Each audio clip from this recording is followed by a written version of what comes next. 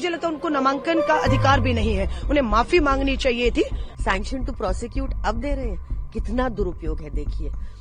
6 महीने के अंदर अरविंद केजरीवाल ने शराब माफिया को 2000 करोड़ का फायदा दिलवाया। दिल्ली शराब घोटाला मामले में अब ईडी को गृह मंत्रालय से हरी झंडी मिल गई है। दिल्ली चुनाव से पहले अरविंद केजरीवाल और आम आदमी पार्टी की मुश्किलें बढ़ गई हैं। दिल्ली शराब घोटाले से जुड़े मनी लॉन्ड्रिंग के एक मामले में गृह मंत्रालय ने ईडी को अरविंद केजरीवाल पर मुकदमा चलाने की इजाजत दे दी है। अरविंद केजरीवाल को लेकर यह खबर ऐसे वक्त में आई जब 5 फरवरी को दिल्ली में वोटिंग है। नतीजे 8 फरवरी को आएंगे।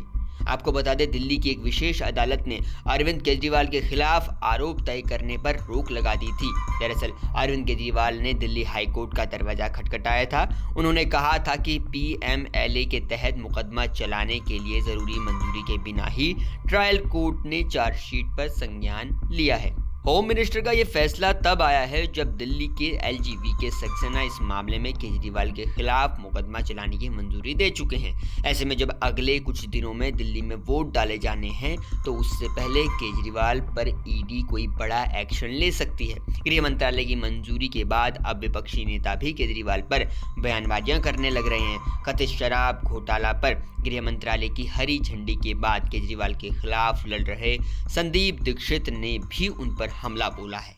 क्योंकि ये तो अब पता ही था कि चलेगा।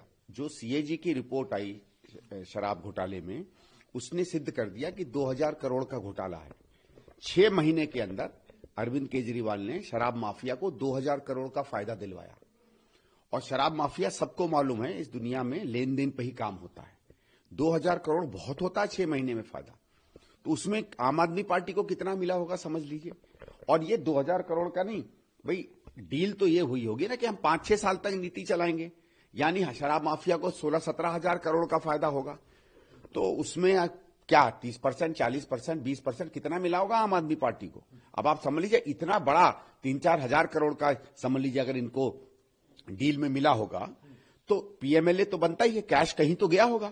आपको बता दें, दिल्ली कथित शराब घोटाले को लेकर ईडी अब तक कुल 8 चार्जशीट दायर कर चुकी है, जिसमें केजरीवाल और सिसोदिया का नाम शामिल रह चुका है। लेकिन पिछले साल नवंबर में सुप्रीम कोर्ट से एक आदेश पारित हुआ जिसमें ये कहा गया कि पब्लिक सर्वेंट के खिलाफ आगे ट्रायल शुरू करने के लिए कंसेंट अथॉरिटी की जरूरत होती है। यही वजह है कि पहले ईडी ने एलजी से परमिशन ली थी, फिर गृह मंत्रालय से उस मुकदमा चलाने की उनको मंजूरी मिल गई है। आम आदमी पार्टी का कहना है ये सब बीजेपी के इशारे पर हो रहा है। बीजेपी चुनाव के समय ही केंद्रीय एजेंसियों का दुरुपयोग करने लगती है। पहला ऐसा केस होगा कि आपने अरविंद केजरीवाल जी और मनीष सिसोदिया जी को जेल की, दोनों को नीचे ट्रायल कोर्ट से बेल हुई, सुप्रीम कोर्ट तक से बेल हो गई। सुप्रीम कोर्ट ने ये कहा कि ईडी को बंद पिंजरे में तोते की तरह यूज किया गया, सीबीआई के लिए ये टिप्पणी की। नीचे पीएमएलए कोर्ट ने कहा कि अरविंद केजरीवाल जी के पास कोई प्रमाण नहीं है, और ये सब आपने कर दिया बिना परमिशन के। आप अब 2 साल बाद नवंबर 2022 में जो केस शुरू हुआ उनको जेल कर दिया आपने। 2 साल बाद आप कह रहे हो सैंक्शन टू प्रोसिक्यूट अब दे रहे हैं, कितना दुरुपयोग है देखिए। और ये सब तब जब चुनाव सर पे आ गए। दिल्ली सीएम आतिशी के खिलाफ चुनाव में उतरी कांग्रेस की उम्मीदवार अलका लांबा ने भी केजरीवाल पर हमला बोला। उन्होंने कहा कि केजरीवाल को तो नामांकन भी नहीं करना चाहिए। इतने आरोपों के बाद अब केजरीवाल की जगह दिल्ली में नहीं है। तरह भ्रष्टाचार में डूबे हुए हैं। अदालत ने उनके हाथों को बांध दिया है, कलम छीन ली है, और वो लगातार जो हमारी अभी मुख्यमंत्री है, महिला मुख्यमंत्री, उनका अपमान कर रही है पार्टी।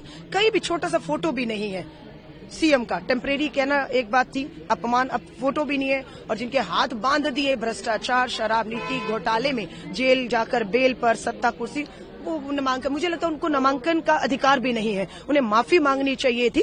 दिल्ली में बुधवार को हॉट सीटों से कई नामांकन भी दर्ज किए जा रहे हैं, जिनमें आम आदमी पार्टी से दिग्गज नेता पर्चा दाखिल कर रहे हैं, जिनमें नई दिल्ली से अरविंद केजरीवाल, जंगपुरा सीट से मनीष सिसोदिया, ग्रेटर कैलाश से सौरभ भारद्वाज, बाबरपुर से गोपाल राय, शकून बस्ती से सत्येंद्र जैन नामांकन कर रहे हैं। साथ ही बीजेपी के भी गद्दावर नेता प्रवेश वर्मा इसमें नामांकन करने लग रहे हैं, और वहीं रामबीर पितूरी भी आज नामांकन करेंगे।